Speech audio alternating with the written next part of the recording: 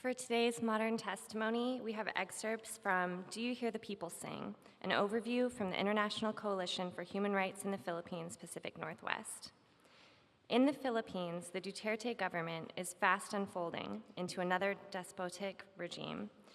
Its war on drugs has in only 14 months resulted to the extrajudicial killings, largely believed to have already surpassed the 12,000 count earlier cited, on mere suspicion as drug users.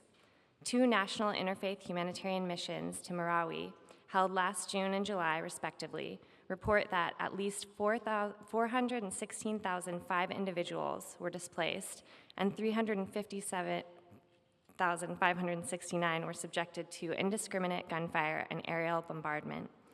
Martial law in Mindanao brings about even more human rights violations and abuses, already targeting innocent civilians because of the state's assumption that the rebels are among the evacuees.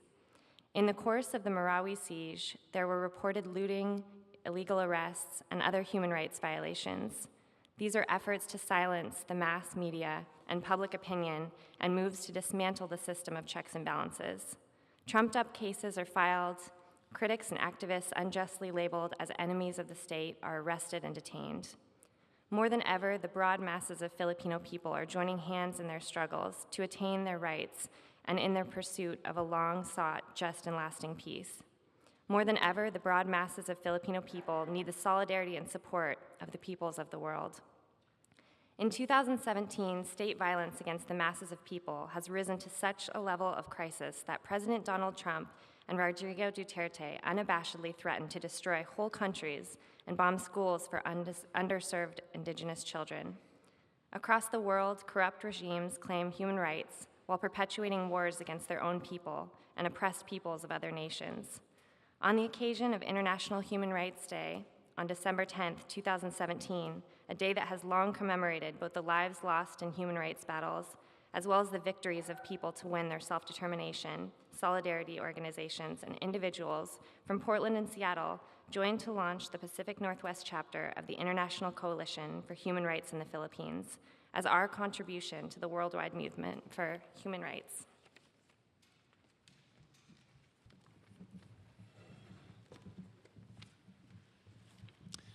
Good morning again. I'm Reverend Michael Ellick. I'm one of the ministers here at First Congregational Church. And as such, it is my honor and privilege to welcome our guest preacher here this morning. We had a breakfast this morning, and so we talked a little bit already. But if you were not there and are walking in and haven't seen all the stuff pushing up to this moment, I want to give a little context. Our choir wants to hear and see him preach, I guess more than they want to normally hear me preach, so they are leaving the chancel to hear. That's all right, that's whatever, not a big deal. You develop a thick skin in ministry. But a little introduction and context for our esteemed guest this morning. He is not only the General Secretary of the UCC in the Philippines, he has been heavily involved in the movement for indigenous sovereignty, fair wages, and basic rights for the Filipino people. Over the past year, he has been particularly involved in the organization Rise Up for Rights and Life, which is one of the leading voices against the killings by Filipino President Roberto Duterte's so-called war on drugs. This is relevant to us, as Elizabeth has already said, as people of faith and as Americans, not only because of our desire to represent goodwill for all people, but especially because of the way some of our United States programs have financially supported this cruel regime, and because of how our own President Trump has had the audacity to praise this dictator for being tough on drugs. U.S. presidents have turned a blind eye to human rights abuses before, of course. But this kind of active praising of such murder and cruelty is unconscionable, and you should have a sense of what is happening underneath these cheap, petty, ridiculous political gestures.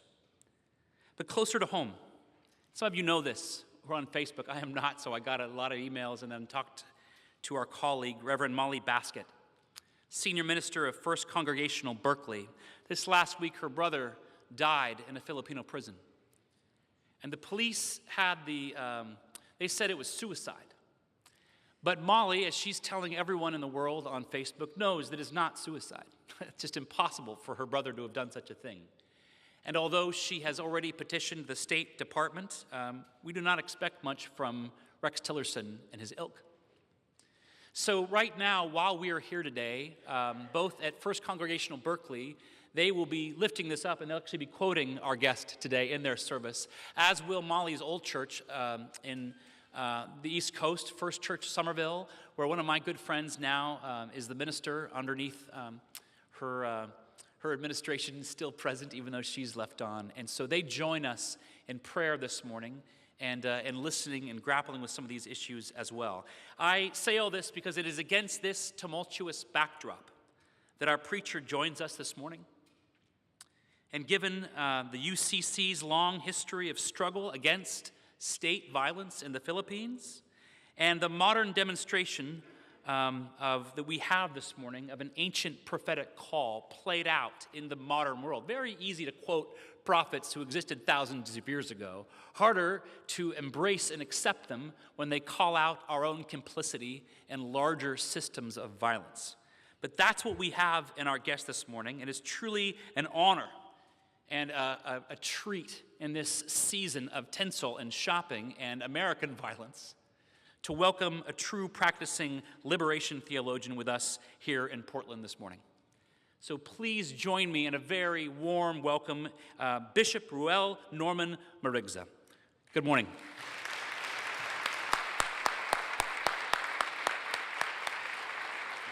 Thank you very much.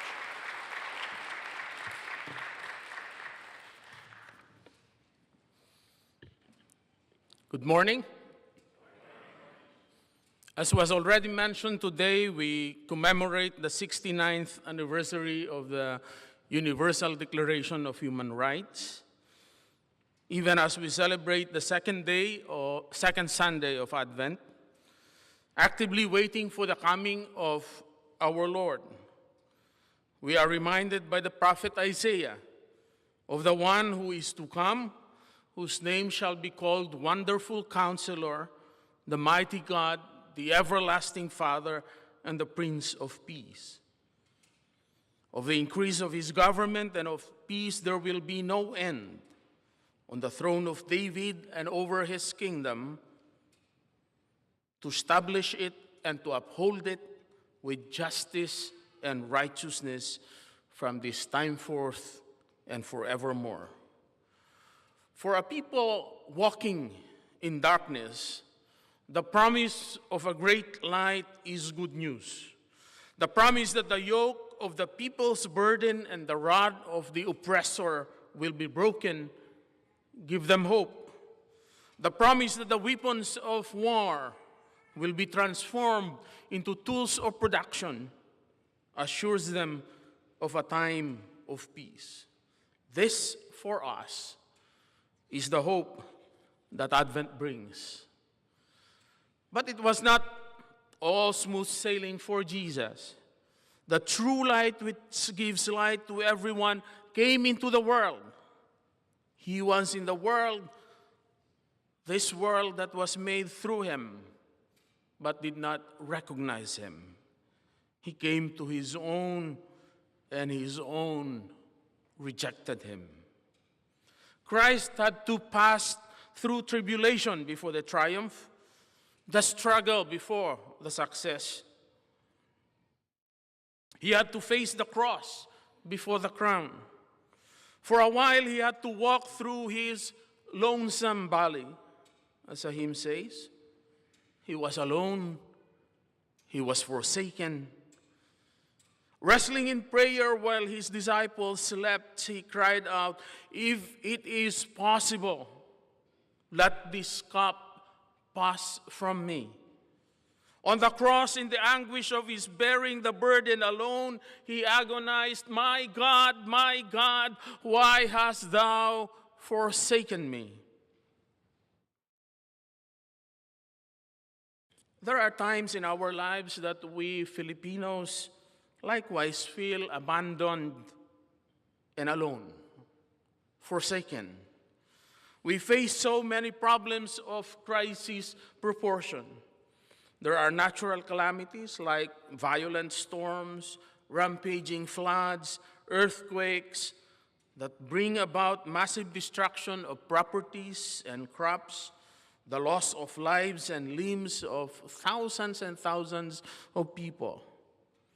But there is also the crisis brought about by human-made calamities, such as the poisoning of our soils, our rivers and seas, by irresponsible mining firms, allowed by callous governments, which were more interested in the short-term investments than that of the national patrimony and the long-term ecological disorder that such a myopic economic goals yield.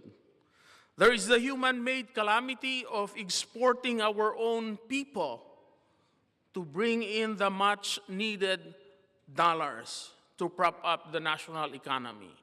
2,000 Filipinos leaving the country daily. Our government calls them the modern-day heroes or heroines, and in a concrete way, they are. After all, most heroes end up dying for their country. Then there are those killed in our country over a senseless and merciless war on drugs that targets the lower sector of the Philippine society.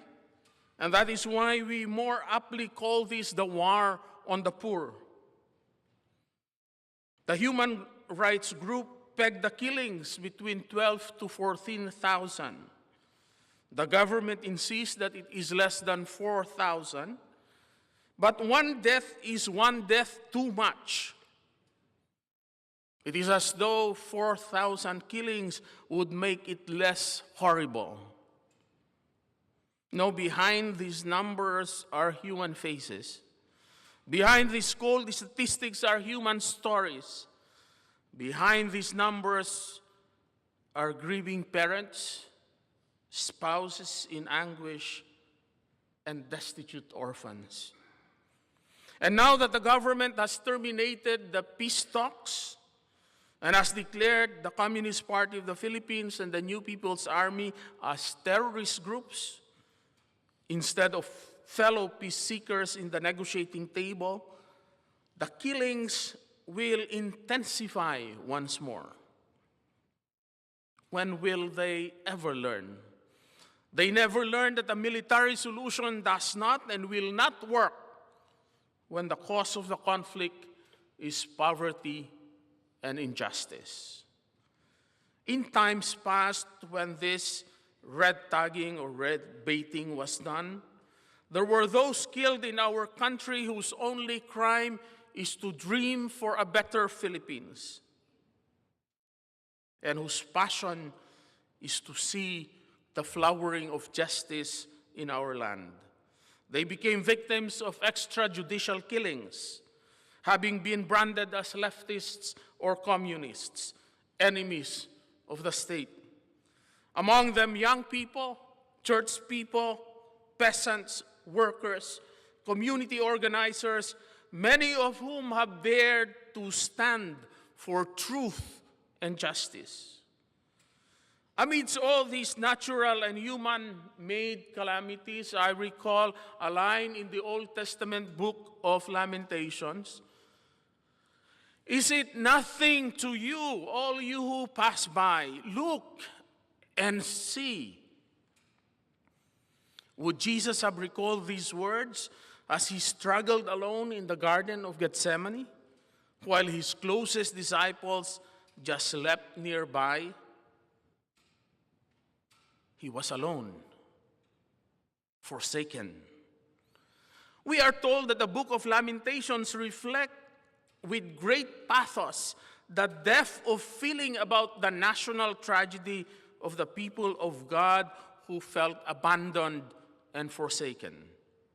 The mournful song may well be intended to reflect the all-embracing character of the tragedy which left people emotionally and morally distraught. Who cannot be moved by the plaintive cry? Is it nothing to you, all you who pass by? Look and see if there is any sorrow like my sorrow brought upon me. But then, what is to behold but sights of pain and misery, of grinding poverty, of devastation and rape of nature, of unabated killings? News like this bombard our ears daily. They pierce our eyes, but they could also inure our hearts, deaden our senses, numb our feelings. Numbers become cold statistics, and eventually they become mere figures, meaningless. Yet the cry comes out to us again, is it nothing to you, all you who pass by? Look and see. This is the cry of the forsaken. It's like the cry, it's like Jesus praying, let this cup pass by me. It is like Jesus crying out, could you not watch with me even for an hour? He was alone, abandoned, forsaken. It is said that one of life's most painful experiences is to be deserted in time of need by those we thought were friends. Have you ever felt that at one point in your life? But I do believe that it will not happen here. Jesus had to walk his lonesome valley so that we who believe in him need not walk alone, need not walk on our own. We believe we are among friends, and we are with kindred spirits. And of course, in the light of the resurrection, excuse me, we are certain that God will remove the covering and veil of death draped over us by the forces of death, and will prepare a feast of life for God's people. A life that is meaningful and abundant, a life in all its fullness. In our presentations of the bleak human rights situation in the Philippines, we are often asked, what keeps you going? Are you not afraid that you too will become victims yourselves? And that is not far-fetched. A fellow bishop from our sister church, the Philippine Independent Church, the Right Reverend Carlo Morales, is now in jail with a fabricated case of possession of illegal explosive. Just before I came over, a retired Catholic priest who was active in social justice concerns, Father Marcelito Paez, was gunned down and killed. Another pastor in Mindoro also was shot dead very recently. I once reflected on those questions, and I wrote a free verse, part of which reads, "We would not be forthright and honest if we say we are not scared. Many times, fear is not for our own, but for our loved ones and their future when we are gone.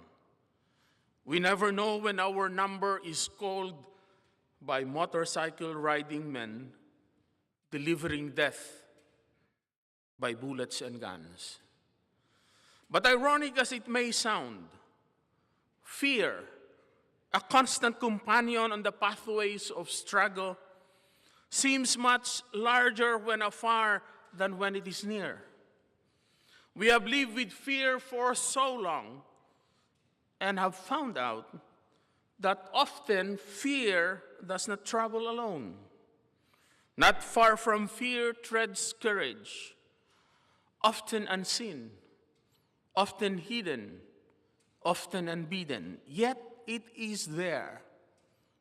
So despite the presence of fear, we have learned to summon courage. Courage brought about by our coming together in solidarity, in common advocacies, inspired by our people's struggles, impelled by our faith. Yes, fear lurks, but courage looms even larger as we immerse ourselves on the ground with our people. Another thing that keeps us going is best uttered by the Apostle Paul in 2 Corinthians chapter 4, verses 8 to 10, where he said, "We are afflicted in every way, but not crushed, perplexed, but not driven in despair, persecuted, but never without friends, struck down, but not destroyed. With you in solidarity with us, we are never without friends. We know you won't pass by the other side. With you walking alongside us in our struggles, we are never forsaken and never alone. We may be constantly being delivered over to death for Jesus' sake, but that the life of Jesus may also be manifested in our mortal flesh." Solidarity comes in many shapes and forms. It may mean getting your hands dirty. It may mean doing exposure and immersion trips in the Philippines. Maybe partnering with a local church or a conference. It may mean supporting the schooling of an orphan whose parent was killed for doing human rights and justice work. It may mean providing an office space for a Philippines Concerns desk over here. Solidarity.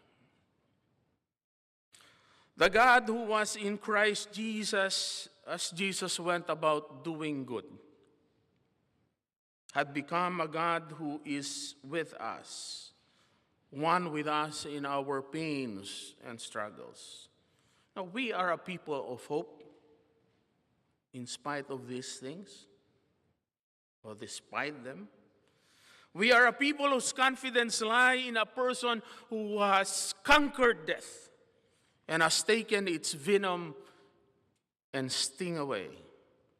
So when we stand up and speak out against the evils of our time, we are mindful of the fact that while Jesus was killed by the state, yet he conquered death.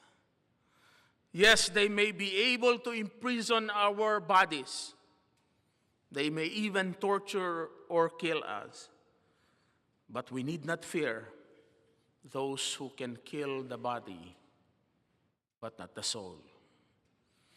There is coming a day, yes, there is coming a day, as the prophet Isaiah once wrote, that God will swallow up death for all time, and that the Lord will wipe tears from all faces, when all the veil of darkness covering us will be removed, and God will prepare a feast for us. Let me close this meditation with a free verse I wrote at the height of the extrajudicial killings directed at the churches in the Philippines. I intersperse this with Hebrews chapters 11 and 12, where it says, "We are surrounded by so great a cloud of witnesses." And I wrote, "Many are those who have gone before, who offered their life, their all, resisting all chains and bondage of domination, proclaiming in word and deed the news of salvation, in the hope of a new world coming, where everyone is free to be what they were meant to be. Their lives a testimony, a prod, a word of challenge, daring us, shaking us to heed the call and the mission, to stand up as they did stand in faith and obedience and live up to the gospel's demand. Hebrews 11:35-37 would say they were tortured, others suffered mocking and flogging and even chains and imprisonment. They were stoned to death. They were sawn in two. They were killed by the sword. The blood of the martyrs are seeds of struggle sown and scattered, watered and nourished by cries of anger and despair, of hope yet aborning, that the seed, no matter how covered or pressed down deep in the ground, will burst forth into the open and continue to live and give life. The world called them fools and not worthy of this world. They who dared to pick up the struggle, who'll never hold the power nor the millions, who live and move and have their being in the service of God and the people. Therein, my brothers and sisters, lay our strength and courage. The witness of martyrs who went before us, your solidarity with us, and our faith and certainty that God, yes, the God, Emmanuel, God who is with us, will do as God has promised. Thanks be to God. Amen.